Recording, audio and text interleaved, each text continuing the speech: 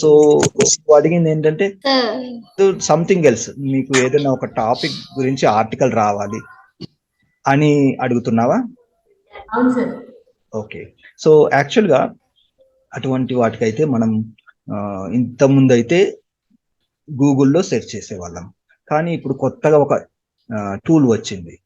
మీకు ఏదైతే దేని మీదైనా ఒక ఇన్ఫర్మేషన్ కావాలి అనుకుంటే దాన్ని అదే చాట్ జీపీటీ గురించి చెప్పబోతున్నాను. చాట్ జీపీటీలో రెజ్యూమ్ బిల్డింగ్ అని ఏదైనా టాపిక్ అని ప్రెజెంటేషన్ చేయాలన్నా ఏ టాపిక్ కావాలన్నా అని సెర్చ్ చేసేస్తుంది. సో చాట్ జీపీటీ ఎంతమందికి తెలుసు? ఒకసారి ఈ చాట్ బాక్స్ లో తెలిస్తే ఎస్ కొట్టండి, తెలియకుంటే నో అని కొట్టండి. నేను దాని గురించి ఇంట్రడక్షన్ ఇస్తాను, ఎందుకంటే ప్రజెంటేషన్ చేసేటప్పుడు మీకు చాలా బాగా యూజ్ అవుతుంది. చాలా మంది నో అని టైప్ చేస్తున్నారు. ఓకే, సో ఒకసారి సరే, తను ఒక మంచి డౌట్ అడిగాడు. తనకు ఏదైనా ఒకటి ఆన్సర్ కావాలి, ఏదైనా తెలియని విషయం తెలుసుకోవాలనుకుంటున్నాడు గూగుల్లో కంటే బెటర్గా. అంటే ఒకటి మీరు గుర్తుపెట్టుకోవాలి, మీరు ఏదైతే ప్రశ్న అడుగుతున్నారో అది మనకి ఆ చాట్ జీపీటీ అనేది గూగుల్లో అంతా సెర్చ్ చేసి ఒక ఆటోమేటిక్ ఆర్టిఫిషియల్ ఇంటెలిజెన్స్ టెక్నాలజీతో కంపైల్ చేసి మనకు ఇస్తుంది. కానీ అది మీరు అఫీషియల్గా యూజ్ చేసేటప్పుడు మీ సొంత నాలెడ్జ్ యూజ్ చేయాలి. అది కరెక్టా కాదా అని కొంతవరకు మీకు అవగాహన ఉండాలి. ఓకే, గుడ్డిగా నమ్మి మీరు అదే యూజ్ చేయకూడదు. సో కొంచెం నమ్మశక్యంగా ఉంటే కరెక్ట్గా అనిపిస్తుంది అనుకుంటే, ఒకవేళ మీరు ఏదైనా ఒక సబ్జెక్ట్లో ఎక్స్పర్ట్ కానీ మీకు దాని మీద వ్యాసం రాయడానికి, ఆర్టికల్ రాయడానికి టైం లేదు, అటువంటి సమయంలో ఆ చాట్ జీపీటీని యూజ్ చేసుకోవచ్చు. లేదు, కొంత ఇన్ఫర్మేషన్ కోసం మీరు చూస్తున్నారు, సో అది కూడా అంటే ఫర్దర్గా రీసెర్చ్ చేసి అది నిజమా కాదా తెలుసుకోగలిగే అవకాశం ఉన్న వాళ్ళు మాత్రం అది యూజ్ చేసుకోండి. కానీ గుడ్డిగా నమ్మి మీరు అది డైరెక్ట్గా యూజ్ చేయకూడదు. ఓకే, మీ సొంత నాలెడ్జ్ యూజ్ చేయాలి. సో అదొకసారి మీకు ర్యాండమ్ కంటెంట్ ఏదైనా కావాలి అనుకుంటే ఎలా యూజ్ చేయాలో నేను చెప్తాను. ఒకసారి నేను ఇక్కడ గూగుల్కి వెళ్తున్నాను.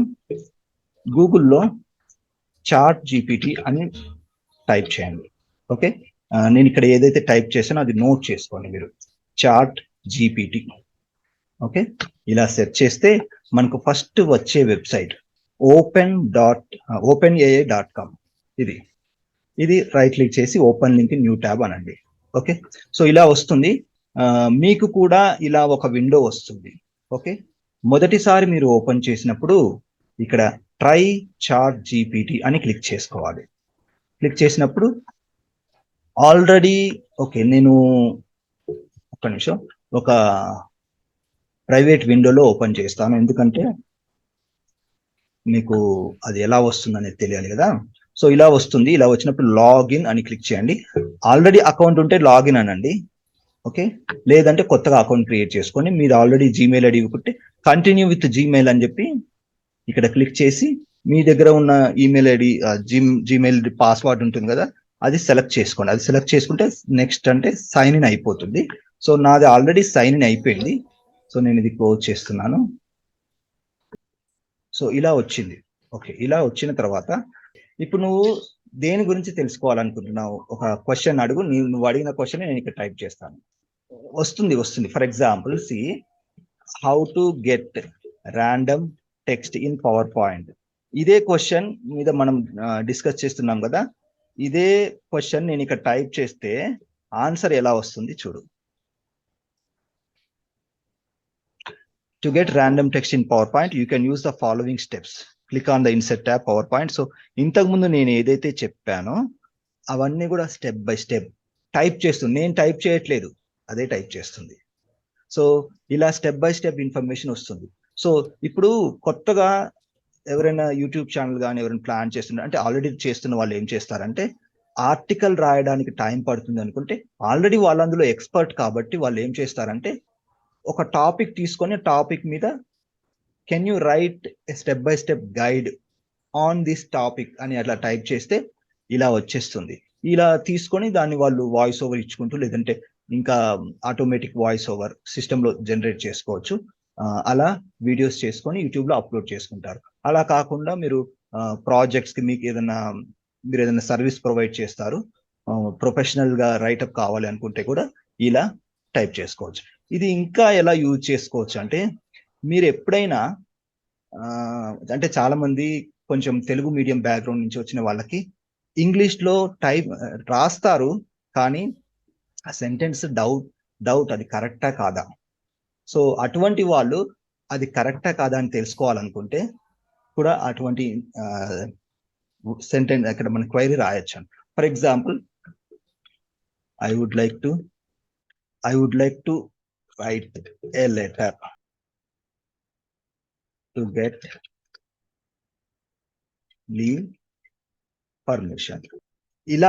ఇలా రాసినప్పుడు ఏమవుతుంది, అది ఒక లెటర్ రాసి ఇచ్చేస్తుంది మీకు. సో నాకు ఒక లెటర్ రాసేస్తుంది చూడండి. I'm writing to request permission for leave from, ఒక టెంప్లెట్ లాగా ఇచ్చేస్తుంది చూడండి. సో ఇంత పెద్ద లెటర్ మీరు ఓన్ గా రాయాలంటే కొంచెం టైం పడుతుంది. మీరు ఎక్స్పర్ట్ అయితే ఓకే రాసేసుకోవచ్చు. సో ఇక్కడ నుంచి మీరు ఐడియాస్ తీసుకోవచ్చు.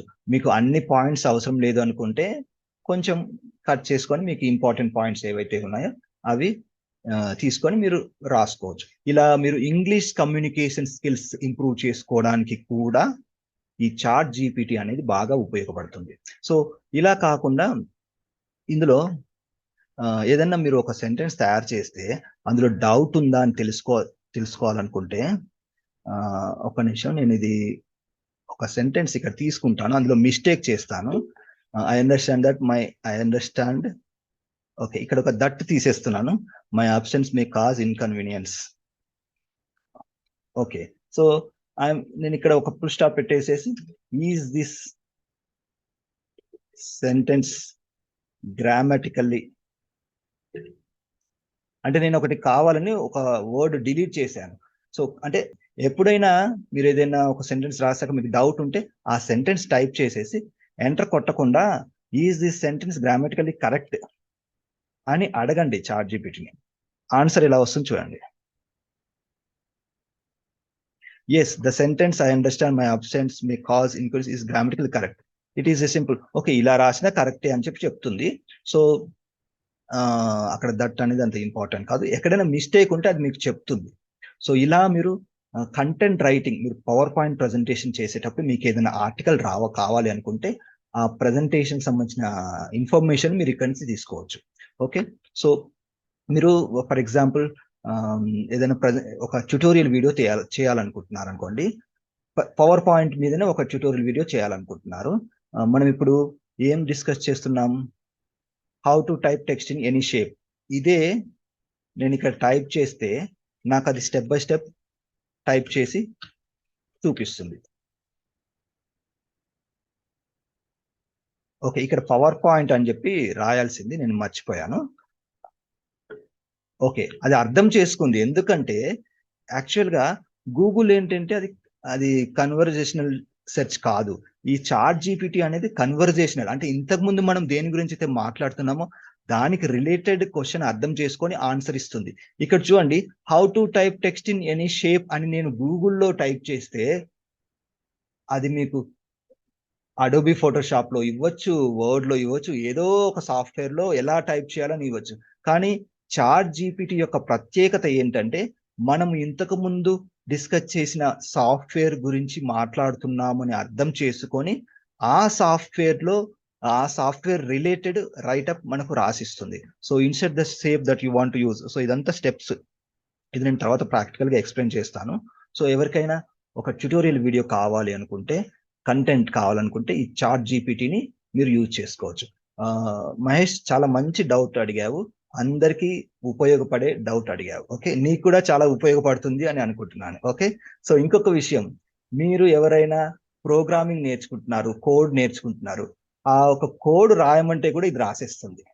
ఓకే, సో దీన్ని మీరు మంచిగా ఎడ్యుకేషన్ పర్పస్ యూజ్ చేసుకోండి.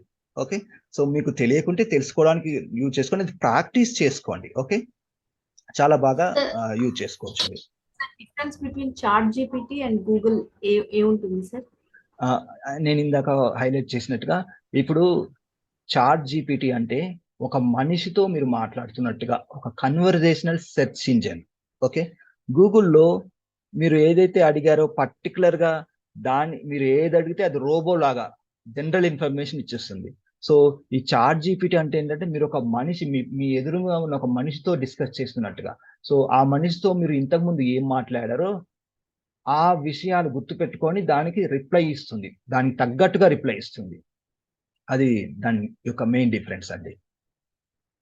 ఇంతకుముందు చూసారు కదా!